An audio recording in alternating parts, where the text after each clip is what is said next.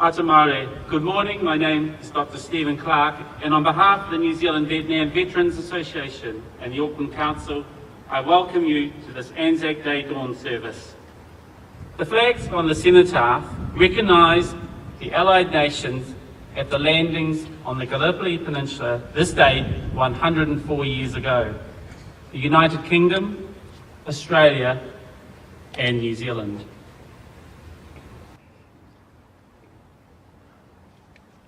In 2019, ANZAC Day belongs to all New Zealanders, women, men and children. Māori, for whom Dawn holds special significance, Pākehā and new Kiwis recently landed. All of us wanting to express our sense of belonging and identity. Veterans and service personnel remain our focus, however, as we acknowledge the human cost of conflict and feel a sense of collective pride in their service, including the recent peacekeeping operations around the world. Indeed, the once solemn and silent parade of veterans is today accompanied by applause as celebration of our living joins commemoration of the dead in the modern observance of ANZAC Day. And for veterans themselves, there is nothing more heartwarming than to see younger faces through the dawn light with the knowledge that their comrades who never returned will continue to be remembered.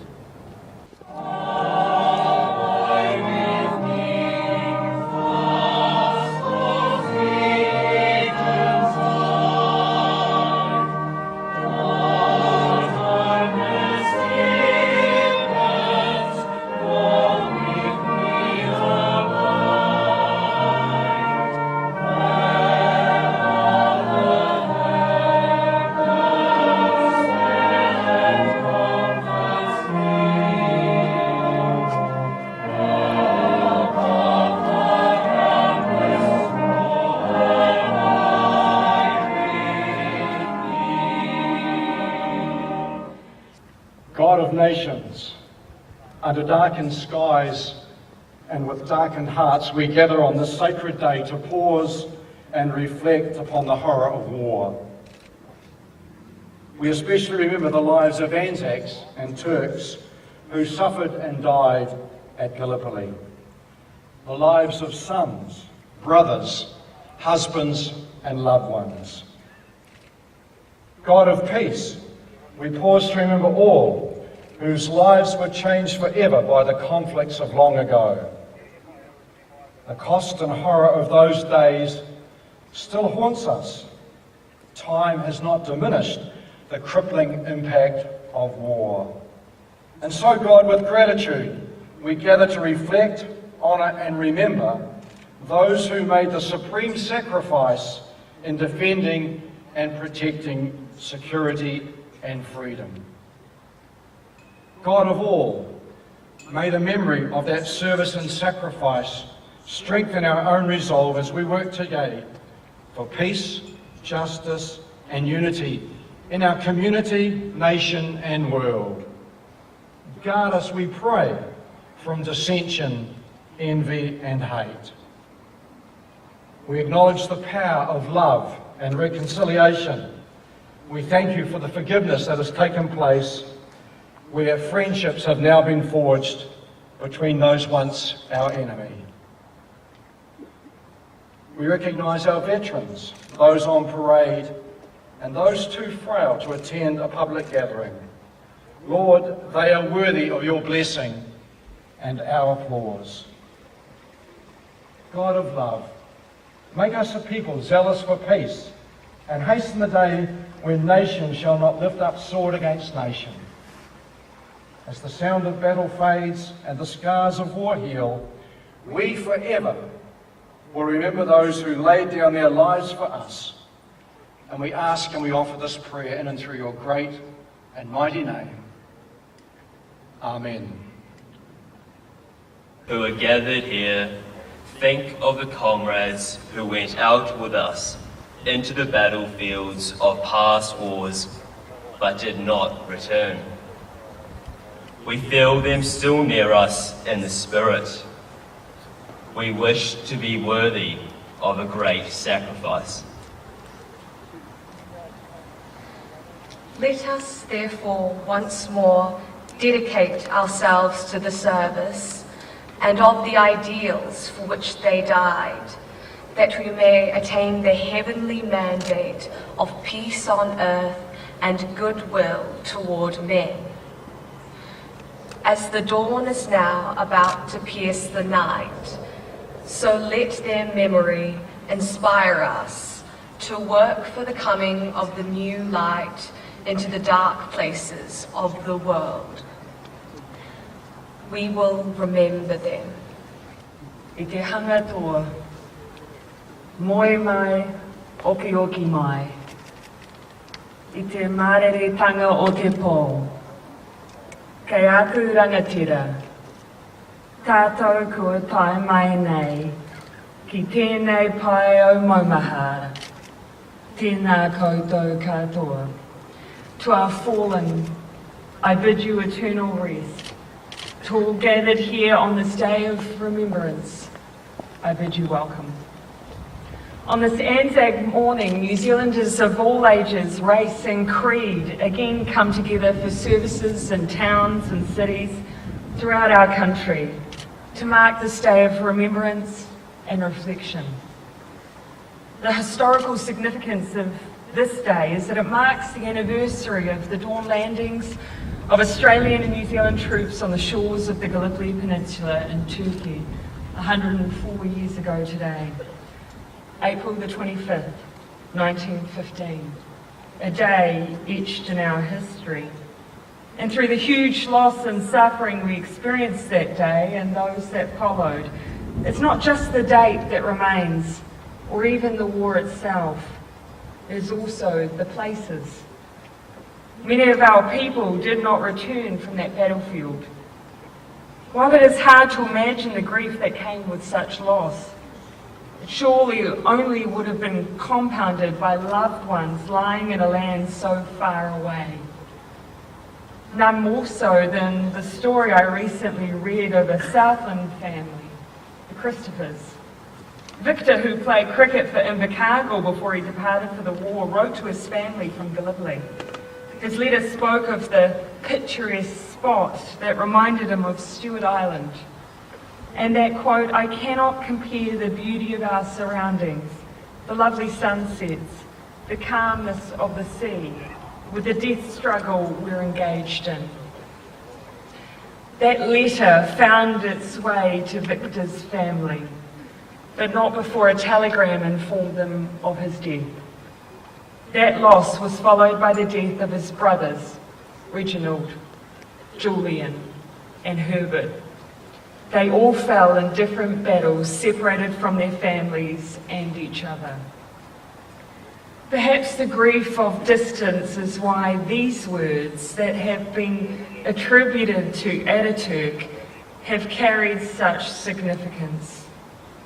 Quote, those heroes that shed their blood and lost their lives, you are now lying in the soil of a friendly country.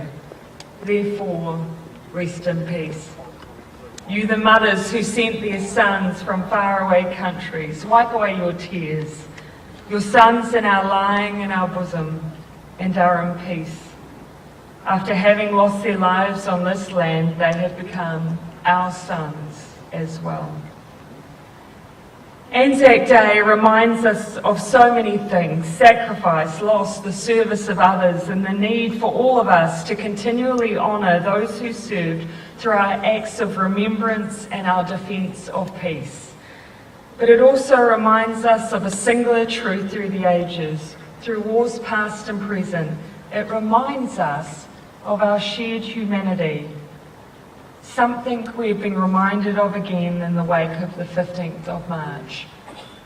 And so, as we come together on this day to remember, to commemorate, to give thanks to others, let us also recommit. Let us recommit to those simple values of freedom, democracy and peace, just as if we've never taken for granted the loss of life by those who served on our behalf, so too must we never take for granted these principles. Let us recommit that we will never forget. To the young people who are here, it is you who will take the stories of our forefathers forward. Learn those stories. They will tell you who you are, where you have come from, and the lessons we must keep learning every single day. And finally, let us recommit to always remembering our shared humanity, that there is more that unites us than divides us. We will always be a proud nation, one that understands the role we have to play in the international community, one that does not take our sense of security for granted, or believes our isolation insulates us from conflict or war. Our sense of independence is as strong as our sense of responsibility to each other, and not just as nation states, but as human beings. That is part of the ANZAC legacy, and it is a legacy that has been carried forward by our servicemen and women for decades since. Those who serve, those whose family members serve, and those who have lost. And so today, we remember, we commemorate, we give thanks, and we recommit. Tātou, tātou, we will remember them.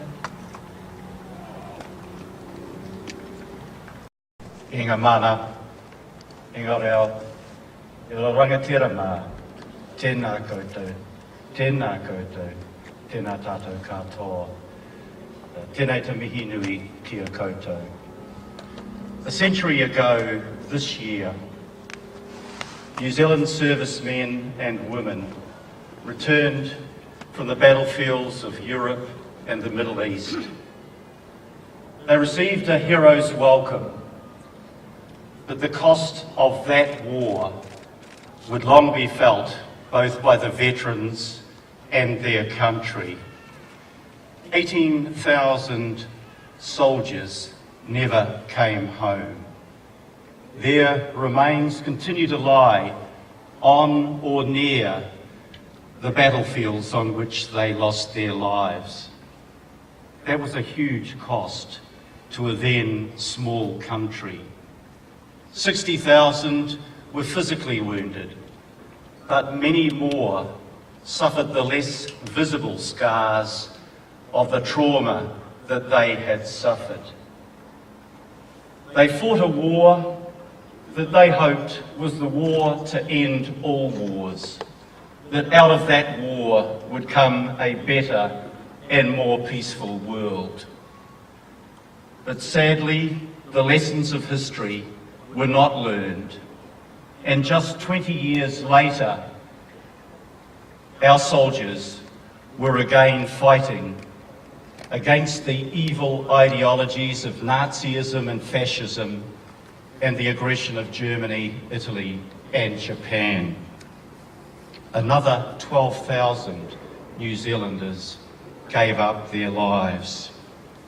Today, on ANZAC Day, we remember the courage, the resilience, the steadfastness, the readiness of our servicemen and women to lay down their lives rather than let their mates and their country down. We're not here to glorify war. That's not what those who died would have wanted. I recall the words of Cyril Bassett, who won the VC, the Victoria Cross, at Gallipoli, and he was asked to comment on how he felt. He said, "It's okay, but most of my mates, they just got wooden crosses." We are here in the hope that out of war we will see reconciliation and peace. And at Anzac Cove on Gallipoli, I read the inscription of the words spoken by Kemal Ataturk, the then Turkish commander and later the first president of modern Turkey. And we heard those words from the Prime Minister today. We remember this morning those who served their country at war and those that gave their lives for the peace and the freedom that each of us enjoy today. For many of us too, we recall the personal costs that our own families have felt. I remember the two great-uncles I never met who died in the Great War, one of whose graves I visited at the commemoration of Passchendaele in 2017. I think of my father's younger brother, John, who served with the Royal New Zealand Air Force in the Pacific and was killed at just age 19 in 1944. And I remember the sadness that always remained in my grandmother's eyes as she remembered the youngest child that she lost at war. And a generation later, I remember my nephew Matt, killed in action in Afghanistan in 2007, and the sadness that that visited on my sister and our family. We make sense of that sacrifice only through striving to achieve a world where there will be peace between people and harmony. And today, finally, we remember the events of Easter Sunday in Sri Lanka and March in Christchurch, where people at peaceful prayer in their churches and their mosques were killed by those motivated by hatred and by evil. And we remember that we must continue to stand together as a nation to ensure that good defeats evil and that love prevails over hatred, lest we forget. 저기 앞에서 그리고 이제 빨간 데 앞에서